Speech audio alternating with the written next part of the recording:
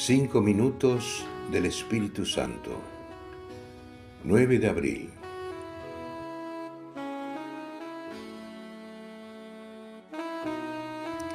Espíritu Santo, creo en ti, espero en ti, te amo. Solo tú mereces la adoración del corazón humano y solo ante ti debo postrarme. Solo tú eres el Señor glorioso, con una hermosura que ni siquiera se puede imaginar. Por eso, Señor, no permitas que yo adore cualquier cosa como si fuera un Dios, porque ningún ser y nada de este mundo vale tanto. Te reconozco a ti como dueño y Señor de mi vida.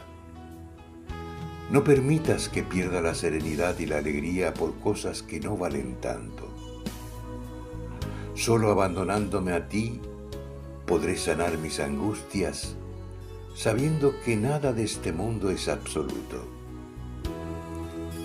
Señor mío, dame un corazón humilde y libre que no esté atado a las vanidades, reconocimientos, aplausos.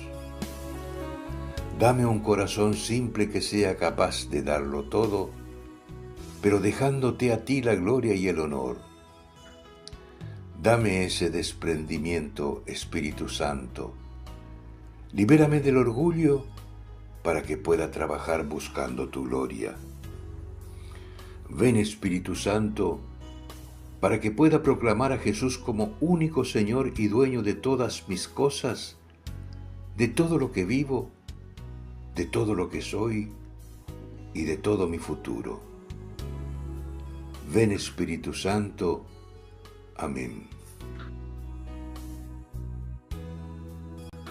Autor: Cardenal Víctor Manuel Fernández.